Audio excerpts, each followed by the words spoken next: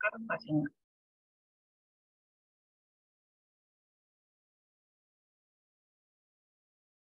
Oke, baik, terima kasih. Shalom dalam nama Bapa, Putra, dan Roh Kudus. Ya, kita melanjutkan pelajaran dari yang kemarin. Baik, saya share screen. Kemarin kita banyak mendapat masukan yang sangat bagus dari teman-teman ya, untuk kemajuan buat pelajaran-pelajaran selanjutnya. Demikian pula untuk hari ini. Tapi saya akan mulai lagi dari sini ya. Saya akan ulang lagi slide ini. Ya. Bahwa pengenalan akan Allah itu sangat penting. Ya. Ini perintah-perintahnya. Itu adalah perintah, kewajiban buat kita. Kasihilah Tuhan Allahmu dengan segenap hatimu, dengan segenap jiwamu, dan dengan segenap akal budimu, dan dengan segenap kekuatanmu. Bahkan ya kemarin Bu percaya saja sharing kan, bahkan bapaknya siapa namanya tuh, penulis buku yang terkenal, di akhir-akhir ayatnya masih ingin ada Rick Warren, yes. Nah gitu. Ya, dikatakan juga di Hosea, berusaha sungguh-sungguh mengenal Tuhan. Kenapa? Karena itu adalah syarat hidup yang kekal itu. Inilah hidup yang kekal itu, yaitu bahwa mereka mengenal Engkau, satu-satunya Allah yang benar, dan mengenal Yesus Kristus yang telah Engkau utus. Kemarin saya cuma tampilkan satu ayat, Yohanes 17 ayat 3. Silakan baca di Matius 19 ayat 16 sampai 21, Yohanes 14 ayat 6, 1 Yohanes 2 ayat 23 sampai 25, ya. Pasal 5 11 ayat 13 sampai 13, dan Yudas 1 ayat 21. Ini kalau diulang-ulang artinya apa? Penting. Sangat penting. Syarat untuk hidup yang kekal. Kemarin ada peserta di break room mengatakan bahwa dia sangat kena dengan ayat ini gitu loh. Bahwa memang untuk syarat hidup yang kekal itu benar harus mengenal dengan benar siapa Allah kita, siapa juru selamat kita Yesus Kristus. Nah, ini bukan cuma satu ayat, tapi berulang-ulang dikatakan demikian. Kita harus mengenal. Jangan sampai yang kita kenal adalah Allah yang lain atau Yesus yang lain. Demikian ya. Kemudian ya, saya lanjutkan. Kita lanjutkan doktrin Allah. Ini kemarin sudah. Sebelumnya, saya mau tunjukkan ini teman-teman. Ya, saya tidak membahas doktrin Allah itu, saya diminta supaya ringkas. Cuman memang materinya sangat banyak. Kalau kita baca sistematika teologi mengenai doktrin Allah itu sampai ribuan halaman. Saya juga bingung bagaimana lagi mau ringkas. Nanti kalau saya ringkas, saya sendiri nanti nggak mengerti, gitu. Dan saya juga tidak seperti nih para teolog-teolog dan apologet ya, yang dengan sepenuhnya tenaga mereka, dengan jiwa mereka, dengan akal pikiran mereka, itu mereka sampai menulis buku, misalnya J.P. Moreland dan William Lane Craig, itu sampai untuk membuktikan keberadaan Allah, mereka sampai pakai rumus-rumus. Saya nggak pakai rumus-rumus seperti ini, saya juga nggak ngerti. Karena mereka benar-benar ingin mengenal siapa Allah itu. Ini bukunya silakan lihat di Philosophical Foundation for a Christian Worldview. Kalau Anda baca bukunya itu, nah banyak sekali yang seperti ini, rumus-rumus begini, mengenai mereka mencoba membuktikan keberadaan eksistensi dari Allah itu. Saya nggak begini, cuman kalimat-kalimat aja. Nah, jadi kita usahakanlah menggunakan segenap kemampuan kita dan akal kita untuk mengerti siapa Allah kita gitu. Nah, kalau kita lihat juga di sini, Theological Essay on the Trinity, ya terbitan Oxford University. Coba lihat sendiri nih, saya kutip. Ini banyak sekali seperti ini. There is exactly one God. Itu rumusnya di bawah. There are exactly three divine persons. Itu rumusnya di bawah ini. Nah, saya nggak begini. Mereka sampai begini, saudara-saudara. Artinya mereka benar-benar mengasihi Allah itu dengan segenap akal budi, dengan segenap kekuatan. Mereka sampai mengeksplor dengan segenap itu hati dan akal budi. Ya. Gitu. Ini panjang nih bukunya. Beberapa bagian sudah saya translate juga. Cuma ya nggak seperti itu yang akan saya sajikan.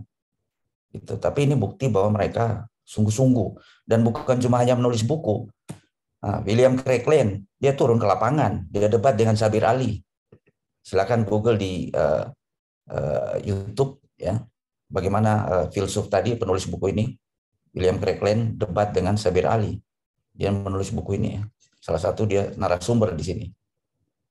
Dia debat dengan Islamic Sabir Ali. Dia debat juga dengan Sir Roger Penrose, penerima hadiah Nobel ya.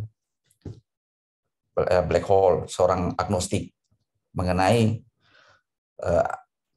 universe dan Allah dan alam semesta. Dia debat juga dengan ateis yang terkenal, Christopher Hitchens. Jadi mereka bukan cuma teoritis, turun ke lapangan, head to head. Tapi mereka mempunyai dasar yang kuat. Gitu. Nah, bagaimana kita mau jadi seorang apologet, tapi yang kita ini susu terus, bukan makanan keras. Sekali lagi saya tidak menyajikan seperti ini ya. Jadi ya mohon maaf kalau mungkin agak dianggap bahannya terlalu berat, tapi itulah yang terbaik yang bisa saya lakukan. Kita sama-sama semua belajar ya. Oke, kita masuk ke ini. Mengenai keberadaan Allah ya. Sebelumnya kita masuk dulu penyataan Allah. Ya, sekali lagi iman Kristen itu bertumpu pada pengakuan bahwa Allah itu ada dan bahwa Ia telah menyatakan dirinya sendiri ya di dalam firman ilahinya melalui relasinya dengan umatnya kita. Nah, kemudian karya-karya teologis, dogmatis atau sistematis itu umumnya dimulai dengan doktrin Allah. Karena itu adalah hal yang paling logis untuk menjelaskan, mengetahui tentang keberadaan Allah. Dan ini ada yang membalik-balik ya urutannya. Misalnya Schleiermacher ini bapak teologi liberal ya. Dan dia balik, dia mulai mengutamakan akal manusia, pikiran manusia di atas apa yang difirmankan oleh Allah. Sehingga ajarannya dia mulai dengan pendekatan antropologi dari manusia untuk mengenal Allah, bahwa dengan pikirannya manusia dapat mengenal Allah dan menemukan Allah. Sehingga banyak sekarang tuh yang ya kita kenal membanggakan dirinya sebagai seorang pencari Allah. Itu dikatakan. Banyak sekali kalau kita berapologet, mereka mengaku juga bahwa mereka adalah kaum pencari Allah. Gitu. Ya, intinya itu bahwa mereka menggunakan nalar mereka ya.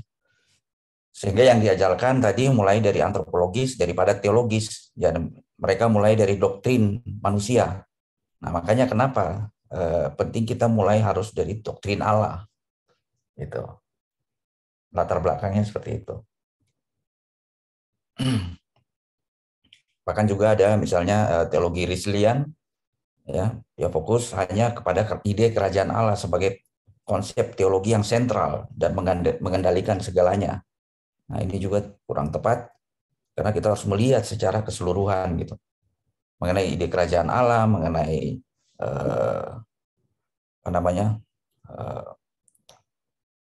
creatio ex nihilo misalnya. Nah, itu topik-topik khusus, tapi bukan sentral.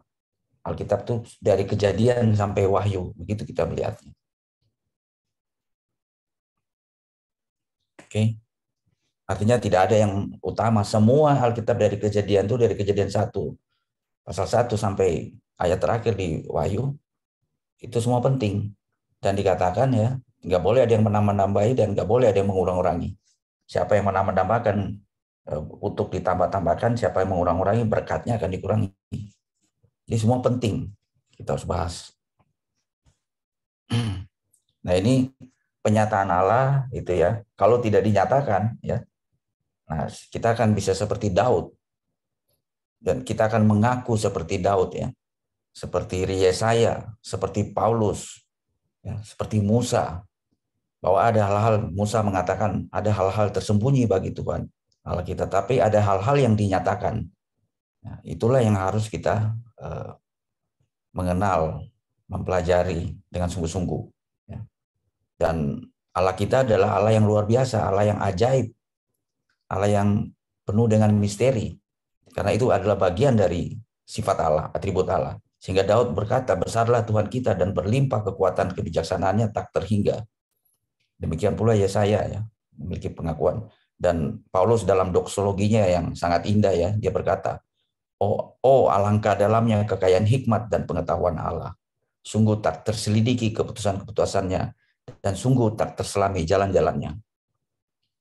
Namun kita bersyukur bahwa kita memiliki penyataan Allah yang sangat sempurna, yang menjadi teladan kita, ya, antara kita, yaitu Yesus Kristus, Tuhan dan Juru Selamat kita. Tidak seorang pun yang pernah melihat Allah, tetapi anak tunggal Allah yang ada di pangkuan Bapa, dialah yang menyatakannya. Oke, kita mulai dari penyataan Allah. Berdasarkan ayat-ayat itu, ya, kita harus mempunyai dasar pemikiran dalam mengenal Allah, ya, konsep bahwa Allah adalah pribadi yang tidak terbatas, karena itu tidak mungkin dimengerti secara sempurna dan tuntas oleh kita yang terbatas. Oleh sebab itu juga gereja menyatakan dengan tegas bahwa gereja tidak berusaha untuk mengungkap Allah secara lengkap dan sempurna. Itu nggak bisa. Namun gereja hanya memberikan ajaran-ajaran, ya, doktrin-doktrin untuk memperkuat iman jemaat, terutama melindungi jemaat itu dari pemahaman ajaran-ajaran yang sesat. Biar manusia juga hanya bisa mengenal Allah sejauh Allah memperkenalkan dirinya melalui relasi dengan umatnya. Kemarin kita udah belajar perbedaan agama dan iman kekristenan, ya. Kalau agama itu hanya mengulang-ulang, ya, dan itu konsepsi pikiran manusia mengenai Allah, itulah agama.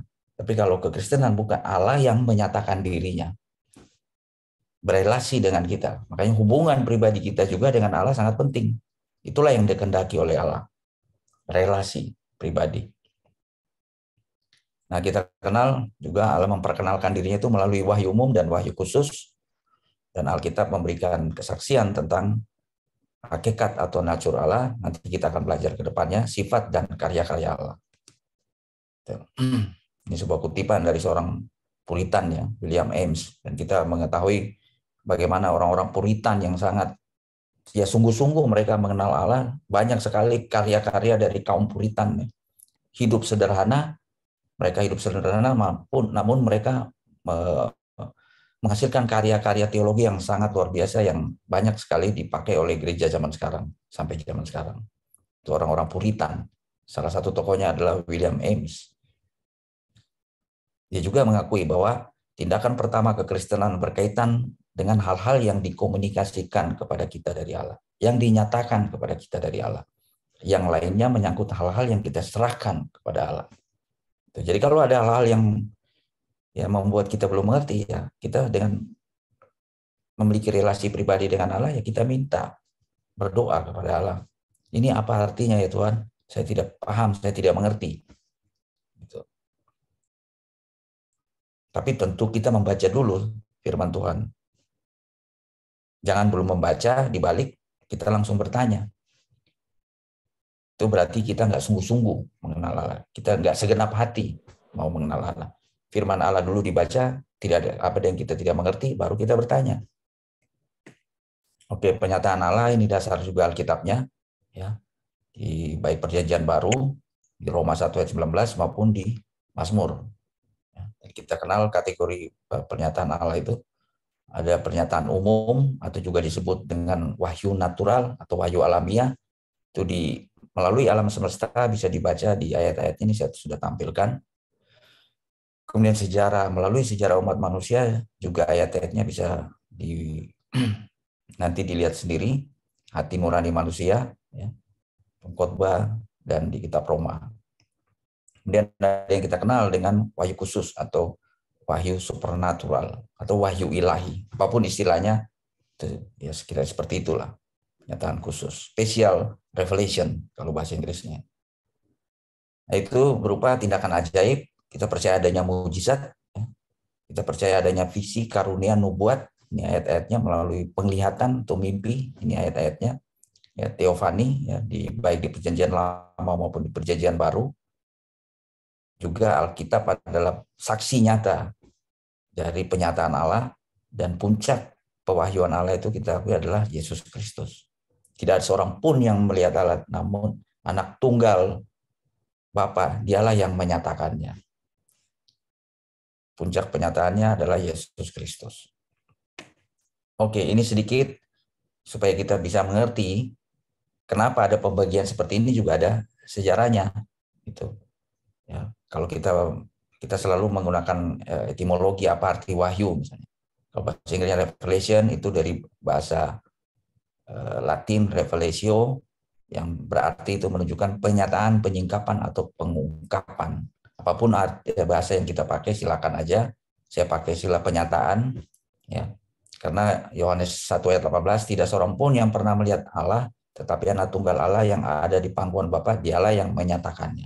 Tapi kalau ada yang lebih cocok dengan penyingkapan, pengungkapan, ya silakan. Itu pun di Perjanjian Lama ada kata revelation itu wahyu itu disebutkan dari kata galah ya. Di Perjanjian Baru ya kita kenal kata ini yang dipakai di Rasul Yohanes ya, apokalupto, itu penghapusan penutup yang menghalangi pandangan ya, yang artinya untuk membuat nyata, untuk menyingkapkan, untuk dilihat. Karena Allah tidak terlihat, tapi yang menyatakan adalah Yesus Kristus. Dialah melalui Alkitab dan puncak pewahyuannya adalah Yesus Kristus. Nah, wahyu umum berakar pada penciptaan, ditujukan kepada semua manusia sebagai manusia, dan lebih khusus lagi kepada akal budi manusia.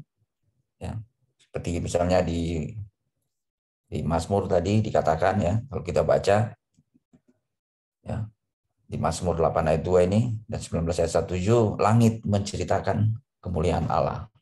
Ini diberikan kepada umat manusia. Sinar matahari diberikan kepada baik orang kafir maupun orang percaya. Hujan diberikan bagi orang kafir maupun orang percaya. Itu wahyu umum. Sementara kalau wahyu khusus yang tidak dimiliki oleh manusia secara umum, hanya diberikan kepada orang yang percaya pada Yesus Kristus, itu berakar dalam rencana penebusan Allah. Ini diberikan hanya kepada orang Kristen.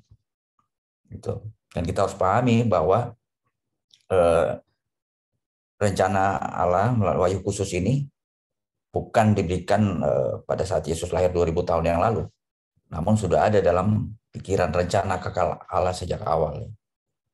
Karena di dalam kealahan nanti kita akan belajar sifat-sifat Allah itu tidak ada yang namanya suksesi momen. Allah tidak bekerja melalui waktu manusia. Jadi semua sudah di dalam ketetapan Allah sejak mula dan juga dalam pengetahuan Allah sejak semula, pra pengetahuan Allah. Nanti akan kita pelajari itu lebih dalam. Nah, ini sedikit historis mengenai pewahyuan tadi ya. Kalau kita lihat historis mengenai pewahyuan, kalau filsafat Yunani, ya, mereka mengatakan bahwa Allah dan alam adalah satu. Itu sesuai dengan filsafat Socrates dan Plato. Dan ini pun sampai sekarang orang-orang yang menganut paham pantheism itu mengatakan demikian. Jadi bukan pantheism itu bukan hal yang baru ya. Sudah jadi pemikiran filsafat Yunani. Gitu. Jadi Allah bisa diwahyukan melalui ya itu tadi wahyu umum. Mereka bisa menemukan Allah melalui alam semesta. Itu menurut mereka.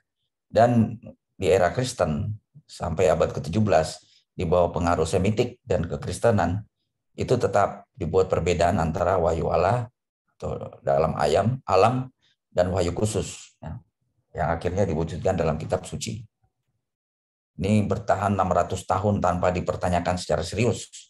Sampai juga demikian kaum skolatisme ya, para filsuf Kristen abad pertengahan tuh, tokoh utamanya Anselm termasuk Thomas Aquinas itu membuat perbedaan antara ini tadi. Wahyu khusus dan wahyu umum ya. Tetap dipertahankan perbedaan itu ya. Dengan alasan-alasannya ini silakan saya menyediakan data di sini supaya kita semua bisa belajar gitu loh. Apa pandangan mereka tentang wahyu umum dan wahyu khusus.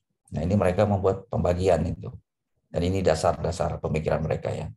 Silakan dibaca nanti.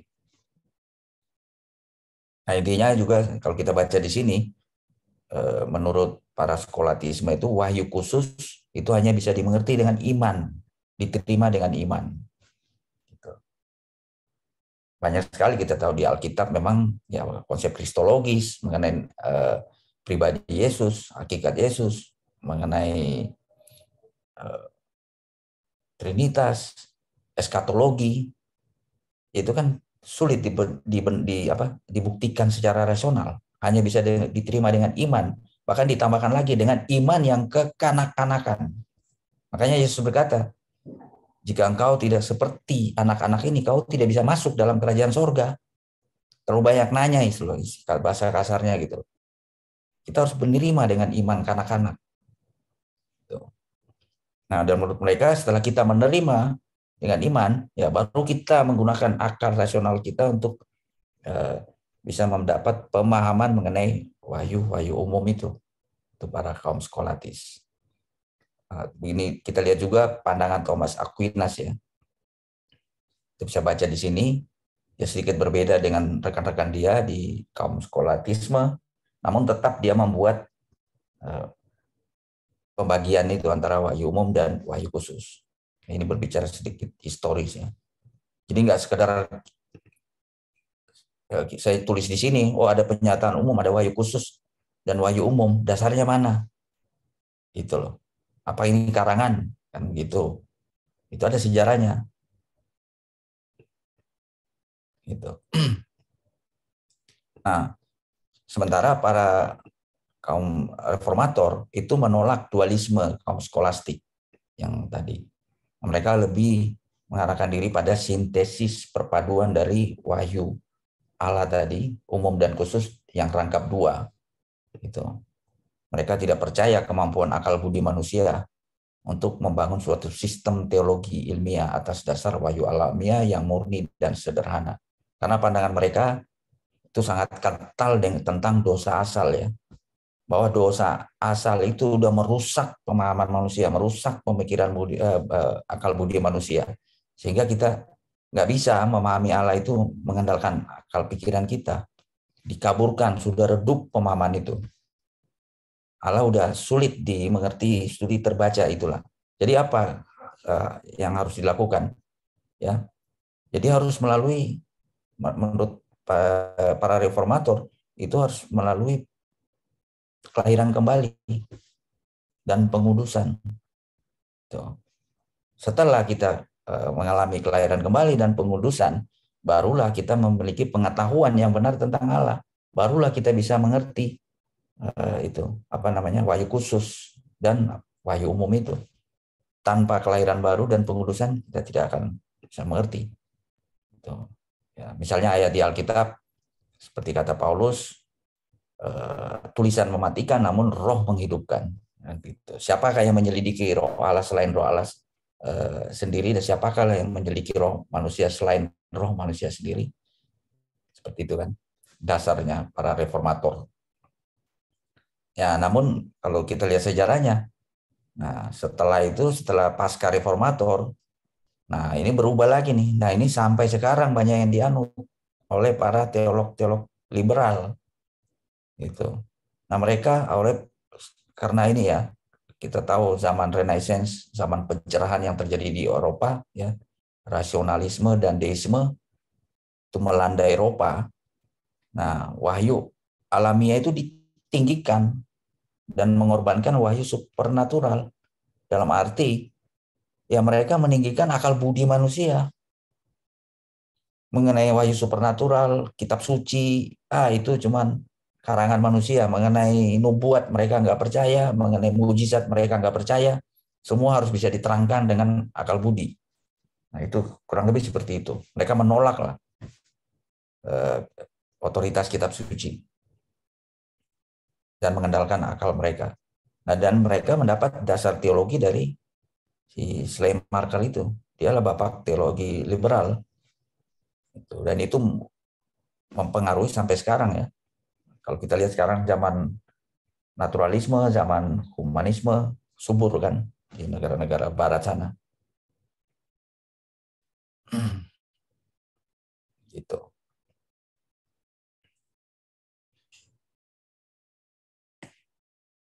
Nah, ini ada seorang teolog ya bernama Karl Barth, teolog yang sangat dikenal juga, itu menentang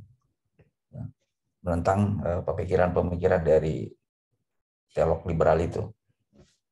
Itu bahkan dia lebih jauh mengatakan itu tidak ada pewahyuan dalam alam.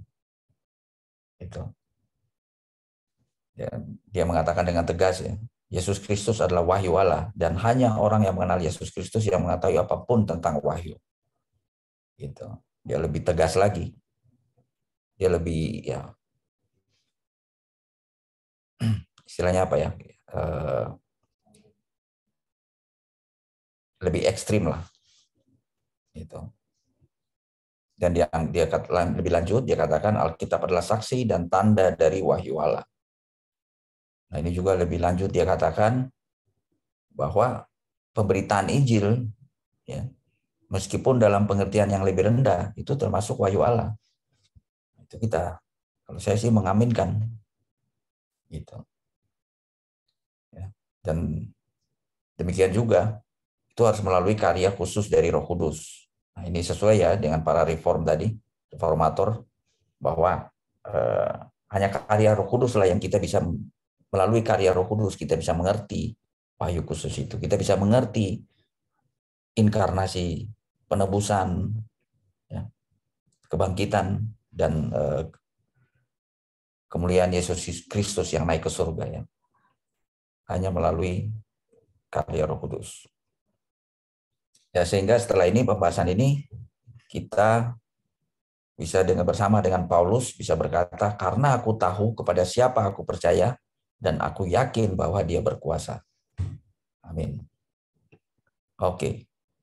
Nah, setelah topik ini mengenai penyataan Allah, nanti di bahan diskusi kita di break room, bagaimana kita bisa menjelaskan ya, setelah memahami wahyu umum dan wahyu khusus, pertanyaan-pertanyaan yang sering kali diulang-ulang oleh kaum polemikus ya.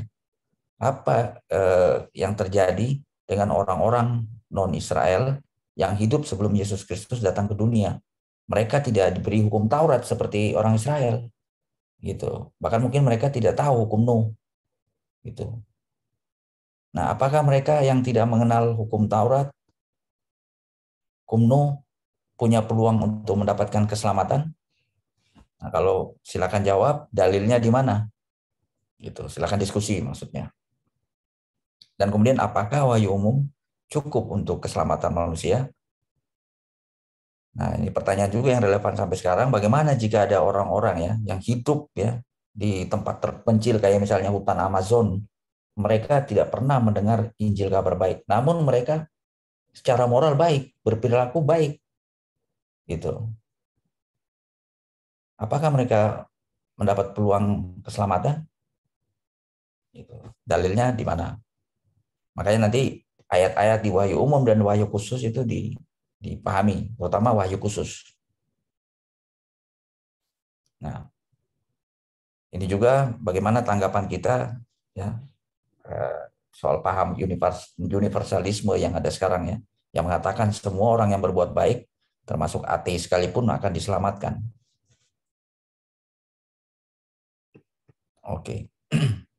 Ini untuk bahan diskusi ke depannya. Ini ada pertanyaan yang lebih mendalam lagi setelah kita belajar mengenai soteriologi dan eskatologi individu. Nah, ini juga sering ditanya, apakah yang bayi yang baru lahir, biasanya mereka pertama bayi yang baru lahir itu masuk surga atau neraka? Bisa mengkategorikan bayi-bayi yang baru lahir dan meninggal dari orang tua Kristen. Apakah mereka pada saat lahir kemudian meninggal masuk surga atau neraka? Bagaimana dengan bayi yang baru lahir dan meninggal dari orang tua non-Kristen? Apakah ada dalil-dalilnya? Silakan. Tapi ini nanti ke depannya. Saya catat aja supaya nggak lupa. Kemudian apakah orang percaya setelah mati akan ke Seol? Ya, dunia orang mati. Karena di Alkitab ya jelas misalnya di Perjanjian Lama Korah, Datan dan Abiram hidup-hidup turun ke Seol setelah mereka memberontak ya, terhadap Musa. Namun orang-orang benar juga pergi ke situ. Bahkan Yakub berkata dia menantikan saatnya dia bisa pergi ke anaknya Yusuf di Seol. Karena dia mengira Yusuf mati ya. pada saat dibuang ke lubang oleh saudara-saudaranya itu. Demikian pula Raja Hizkia. Jadi baik orang benar maupun orang kafir itu ke Seol kalau di Perjanjian Lama. Namun kenapa juga ada juga di PB dikatakan Lazarus yang perumpamaan dalam orang kaya juga pergi ke Hades. Hades dan Seol itu sama ya, Hades dalam bahasa Yunani, Seol bahasa Ibrani, di alam maut. Nah, ini bagaimana misalnya dengan pernyataan Yesus kepada penjahat yang bertobat. Pada hari itu juga ia berada di Firdaus. Apakah ayat ini kontradiksi? Bagaimana menjelaskan? Demikian pula kalau kita lihat pengkhotbah dikatakan tak ada pekerjaan, pertimbangan, pengetahuan dan hikmat dalam dunia orang mati. Kemana engkau akan pergi? Nah, pertanyaannya, sementara di Lazarus dikatakan mereka dapat berbicara, berpikir, mengingat, merasa, mempedulikan orang lain. Nah, ini bagaimana? Apakah orang setelah mati itu dalam keadaan tidak sadar, menunggu sampai penghakiman terakhir, atau sadar sambil menunggu penghakiman terakhir kedatangan Yesus yang kedua kali? Gitu. Ya, lebih advance lagi, apakah orang Kristen yang taat sebelum dia mati, apakah dia tahu kalau akan masuk surga? Dalilnya di mana? Ya, misalnya, mohon maaf nih, misalnya kalau saya yakin, misalnya waktu ayah saya meninggal, saya yakin ayah saya masuk surga. Kan sering kan kita kalau ada orang tua kita meninggal, kita berdoa telah berpulang ke rumah Bapa di surga. Kenapa kita berkata begitu? Dalilnya di mana? Nah, itu nanti, tapi yang dibahas dulu, yang bahan diskusi ini aja dulu. Ini nanti setelah kita bicara soteriologi dan eskatologi individu. Nah, kita lanjut ke keberadaan Allah. Ya. Tadi sudah dikatakan presuposisi kita adalah Allah itu ada. Itu pasti dan kokoh. Tidak ada gunanya berbicara tentang pengetahuan tentang Allah kecuali jika dia asumsikan bahwa Allah itu ada. Ya, makanya kadang-kadang kalau kita dialog dengan orang ateis itu agak sulit. Karena ya mereka beranggapan Allah itu tidak ada, kita Allah itu ada. Jadi kita harus tekankan ke mereka bahwa Allah itu ada. Dari situ baru kita bisa lanjutkan diskusi. Kalau nggak mau ya, kalau mereka nggak menggunakan presuposisi itu ya berputar-putar aja terus. Ini ada seorang teolog yang mencoba mendefinisikan Allah seperti apa, tapi sebenarnya Allah, Alkitab tidak mendefinisikan Allah secara gamblang gitu ya. Nanti kita belajar nih pada saat memasuki pelajaran hakikat Allah. Ya, Alkitab hanya mengatakan Allah adalah roh, esensi Allah itu ayat-ayat yang dekat dengan esensi atau keberadaan Allah. Itu misalnya Allah adalah roh, kemudian aku adalah aku, Allah adalah kasih, akulah jalan, kebenaran, dan hidup. Nah, itu tapi nanti pada saat pembahasan hakikat dan esensi Allah. Namun ya, walaupun demikian, ya kita mendapat wahyu khusus tadi. Ya, kita bisa mengetahui keberadaan Allah, eksistensi Allah, karena kita mendapat wahyu khusus. Dan kita menerimanya dengan iman ya. Dan iman pun bukan iman yang buta, namun iman berdasarkan informasi yang dapat dipercaya. Gitu. Ya, ini dalil-dalilnya ya. Ibrani 11 ayat 6. Sebab barang siapa datang kepada Allah, ia harus percaya bahwa ia ada. Dan bahwa ia adalah pemberi upah kepada mereka yang mencari dia. Nah, ini sekali lagi nih, ditegaskan bahwa kita harus mengenal Allah. Kenapa? Ya, dikatakan di sini, pemberi upah kepada mereka yang mencari dia. Gitu. Nah, ini yang tadi saya sudah kutip, pengenalan akan Allah adalah dasar dari hidup yang kekal. Bahkan di Alkitab kita dimulai ya, Kejadian 1 ayat 1, pada mulanya Allah menciptakan langit dan bumi. Termasuk sampai pengakuan iman gereja juga mengatakan aku percaya kepada Allah. Jadi Kristen sangat tegas ya, pasti dan kokoh bahwa Allah itu ada. Nah, baru kita masuk kepada paham-paham yang menyangkal terhadap keberadaan Allah. Gitu.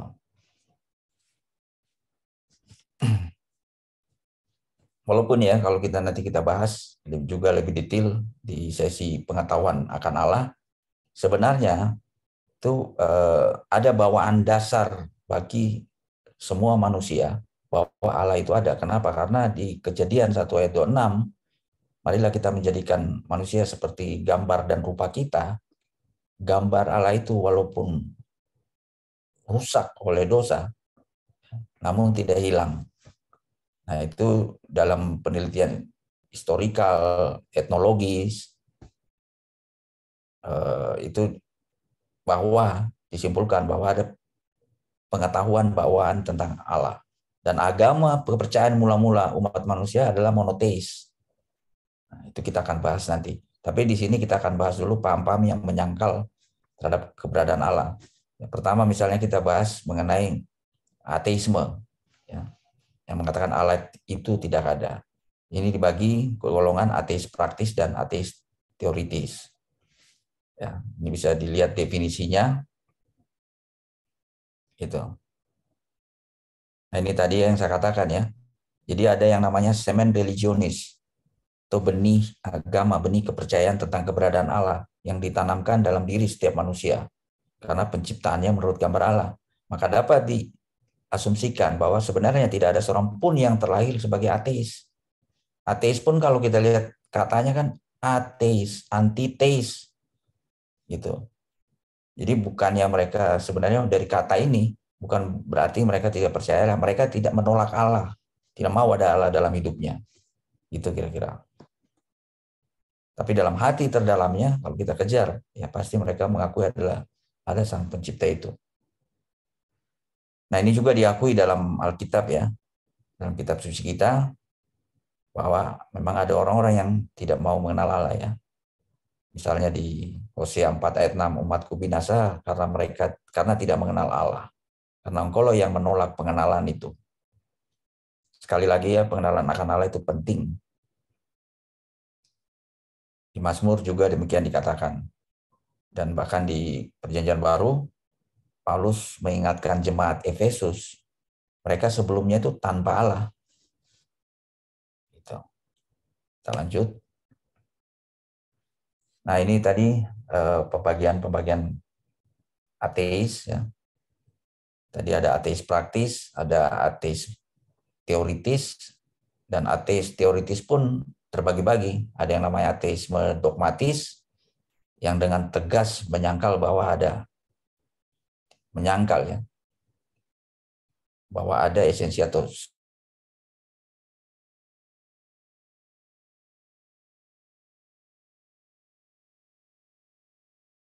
agnostisme ini antara mereka tidak bisa menyimpulkan Allah itu ada atau tidak ada, kira-kira seperti itu.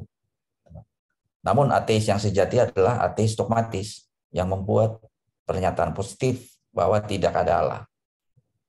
Itu ateis ya. Ini sedikit penjelasan ateisme itu. Nah, ini aliran panteisme yang menggabungkan yang alamiah dan supernatural atau wahyu umum dan wahyu khusus ya. Ini banyak sekarang nih orang-orang yang mengaku ya itu tadi kita sering temui ya, polemikus yang mengaku Hanif, terus pengikut itu marifat hakikat ya, dan bahkan mengutip ayat Alkitab ya. Kita semua adalah Allah, anak-anak Allah.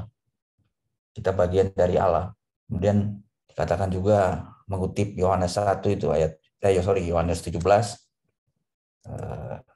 yang Yesus berkata supaya kita menjadi satu dengan manusia, dengan murid-muridnya ya. Mereka sering mengutip ayat itu. Nah, ini paham panteisme. Semua adalah Allah dan Allah adalah semua. Pokoknya adalah Spinoza. Di samping orang yang menyangkal akan keberadaan Allah, juga ada konsep-konsep yang salah tentang Allah di masa kini. Yang intinya juga menyangkal keberadaan Allah. Misalnya kaum deisme. Jadi menyingkirkan Allah dari dunia. menekankan transendensinya dengan mengorbankan imanensinya. Gitu.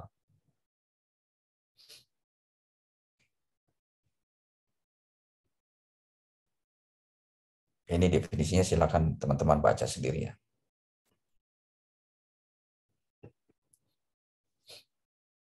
Juga ada definisi Allah yang terbatas dan personal ya.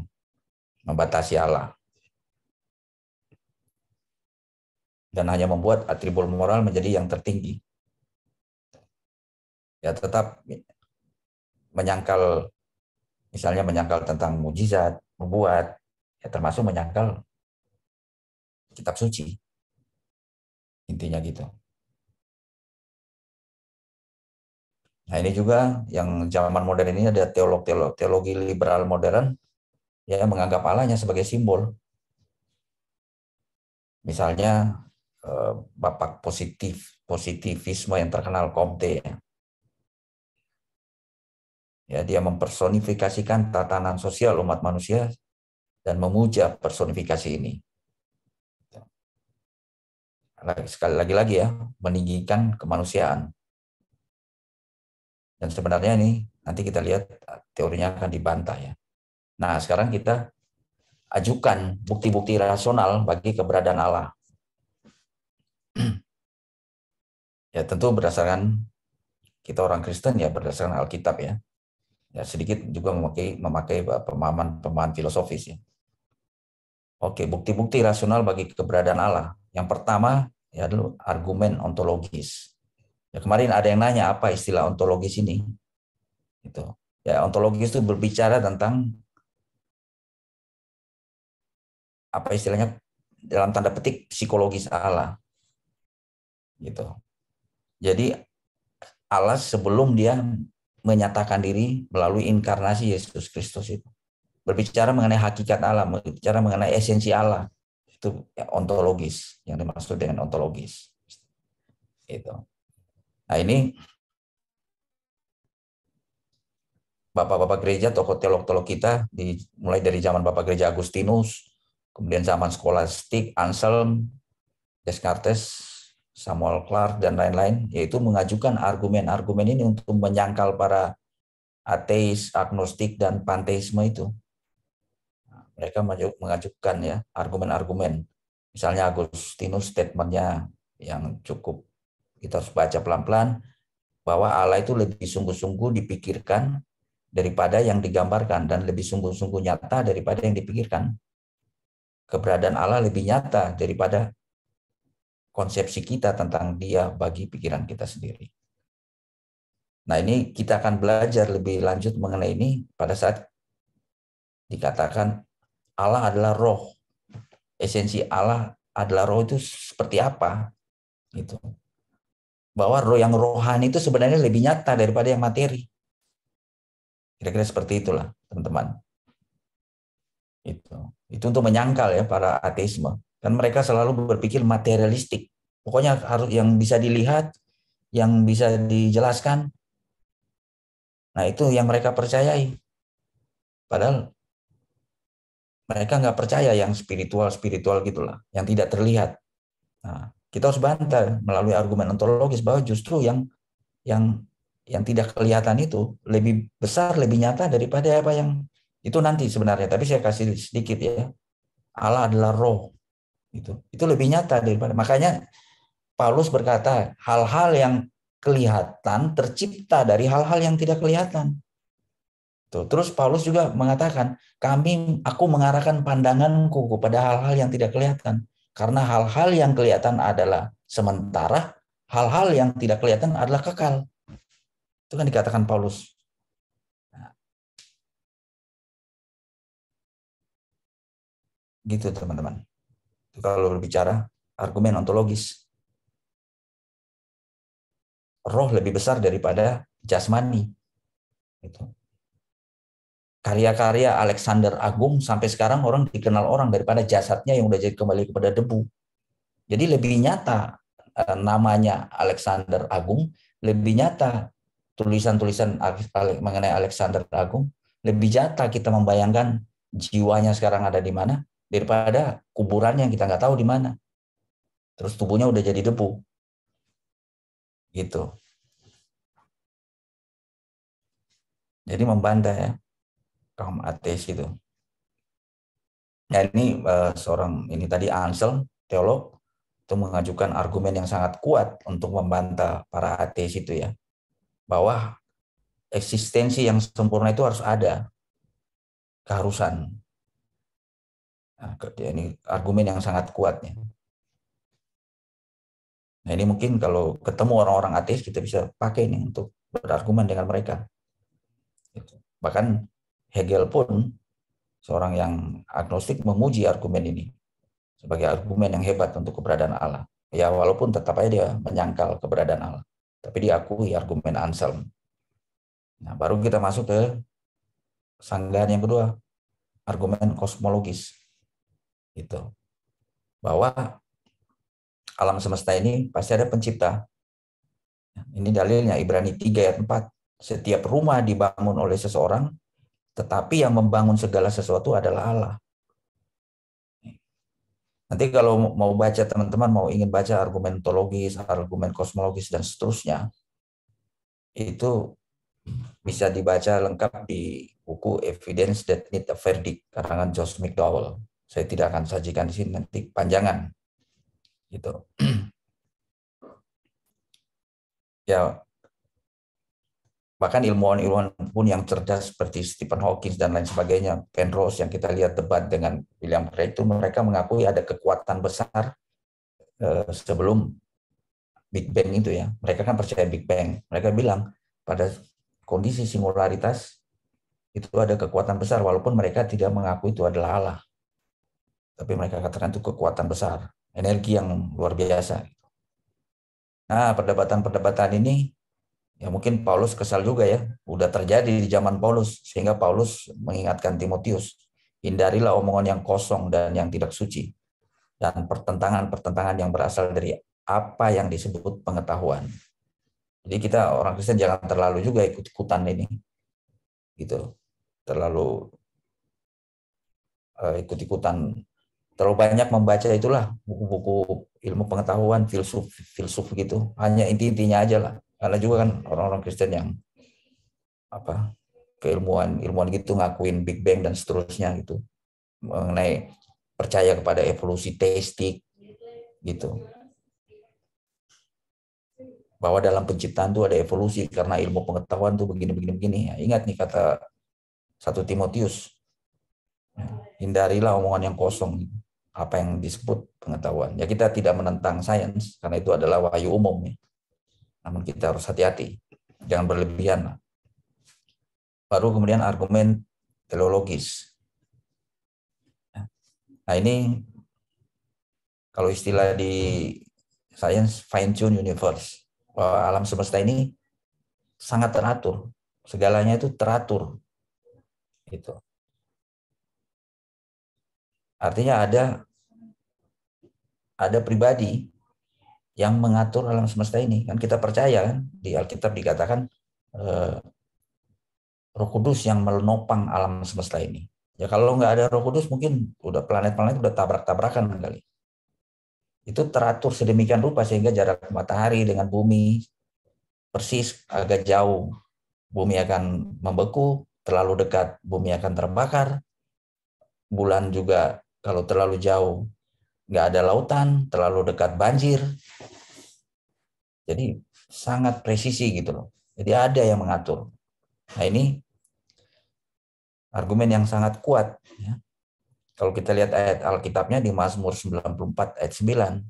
Dia yang menanam telinga, tidakkah ia akan mendengar? Dan dia yang membentuk mata, tidakkah ia akan melihat? Ya. Jadi ya Allah kita adalah Allah yang luar biasa intelijen, cerdas. Inilah buktinya bahwa ada yang mengatur alam semesta ini. Bahkan seorang ilmuwan namanya saya lupa, Collins, itu penemu peta DNA. Dia tadinya seorang ateis, tapi setelah dia menyelidiki human genome dan dia menemukan peta DNA, dia mengakui bahwa ada fingerprint of God, sidik jari sang pencipta di dalam DNA manusia. Akhirnya dia convert jadi Kristen gitu. Itu dari argumen ini. Tuh. Dan Immanuel Kant, ya, seorang idealis, itu menganggap argumen ini adalah argumen yang terbaik ya. Silakan dibaca, ini saya kasih tautan. Kalau mau baca argumen-argumen ini lebih detail di bukunya Josh McDowell, seorang apologet yang sangat terkenal ya. Dia pernah berdebat dengan Ahmad Deedat. Nah, bukunya ini yang luar biasa, Evidence That Need a Verdict. Ya, dia membahas tentang argumen-argumen ini secara detail, melawan para ateis, ya, termasuk asal-usul kehidupan, kesadaran, dan adanya kehendak bebas, free will. Karena ini semua hanya bisa dijelaskan oleh kekristenan. Ateis tidak bisa menjelaskan itu. Nah, ini yang terakhir, yang nomor 4 adalah argumen moral. Ya, kalau ateis kan nggak punya hukum moral. Antara baik dan buruk adalah relatif, baik dan jahat adalah relatif. Saya pernah lihat tuh ini debat ateis sama orang Kristen.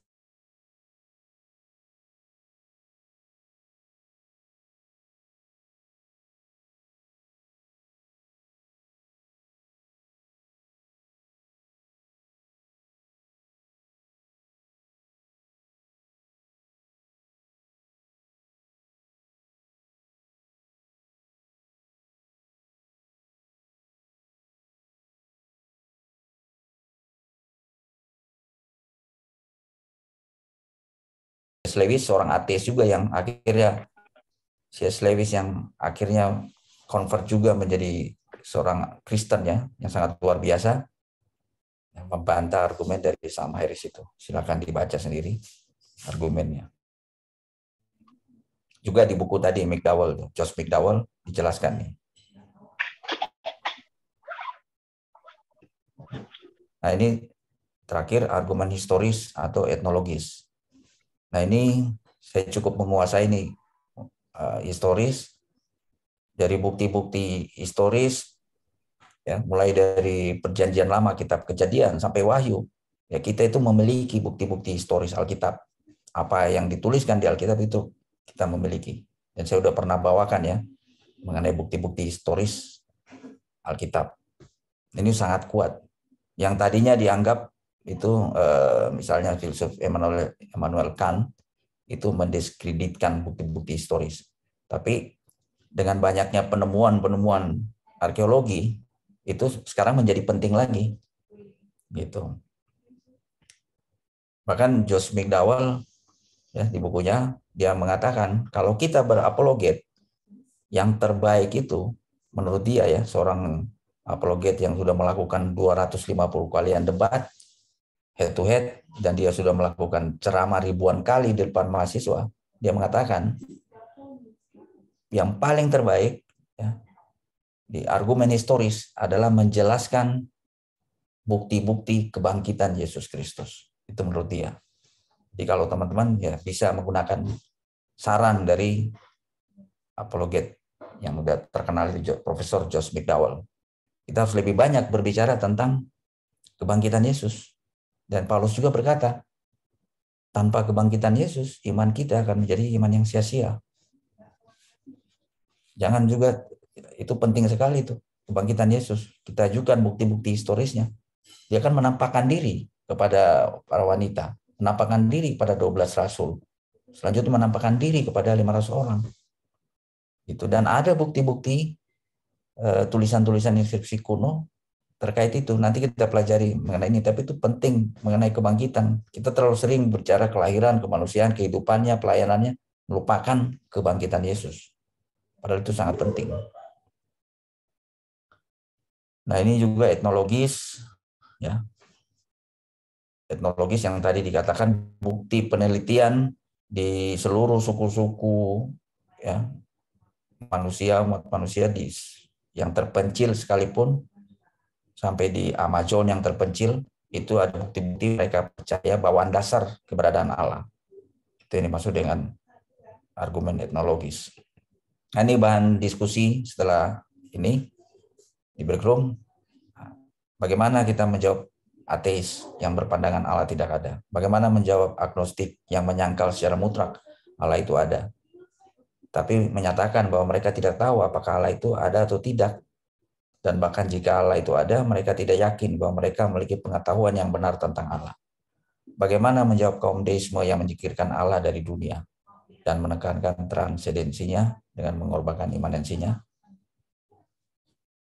Nah, ini nomor 4 juga penting. Bagaimana menjawab panteisme?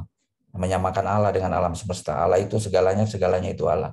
Ya kan? Sering kan ada polemikus yang ngaku-ngaku Hanif, juga ikut Siti Jenar itu ya, yang mengatakan, yang belajar hakikat dan marifat itu, mengutip-utip ayat Alkitab bahwa kita juga adalah Allah. Gimana menjawab? Dan juga apa pandangan kita mengenai teolog liberal yang menjunjung tinggi humanisme.